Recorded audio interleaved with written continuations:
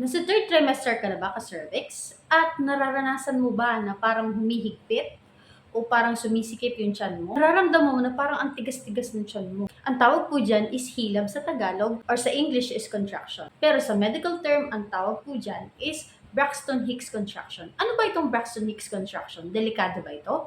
Nakaka-alarma ba ito? O dapat po bang ipag-alala kapag tumitigas or nagko-contract ang inyong tiyan during third trimester? During sa mga live ko, lagi ko pong nababasa o lagi pong naitatanong yun sa akin, bakit kaya po ma'am, lagi nagko-contract ang aking tiyan?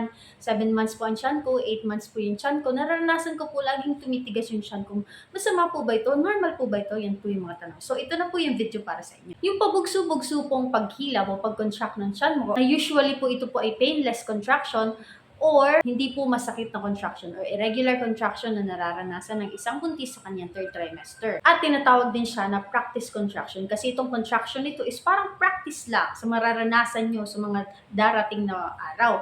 Or kapag kayo po ay nasa term na, yung contraction po na yan is magiging regular na. Di katulad pag Braxton Hicks contraction, irregular lang. Katulad sinabi ko, pag po kayo napagod sa buong maghapon, sa kinahapunan, lalo na sa gabi, is nakakaranas po niyang Braxton Hicks contraction. Yung tumitigas po yung inyong tiyan, pero irregular at wala pong sakit. At ito pong contraction nito is preparation lamang. So, prepare po kayo sa inyo pong nalalapit na labor o sa inyong nalalapit na term. Kung kayo tumungtong na sa inyong term, nagkakaroon na po yan ng regular contraction para po makatulong para mag-progress po ang inyong labor. Huwag po kayong mag-alala mga ka-cervix kasi itong Braxton Hicks contraction is normal lang naman po. Huwag po kayong mag-alala kasi yan po is normal po na pinagdadaanan ng isang buntis lalo na pag tumungtong na kayo sa inyong third trimester. Pero, paalala ha, kapag po yung contraction is intense at regular, halos wala na halos pagitan ang inyo pong contraction na nararanasan at sobrang sakit at may kasama pang mga discharge na lumalabas sa inyo na parang sipon-sipon na may bahid na dugo, makakapag-alala kasi baka nagkakaroon po kayo ng premature labor. So,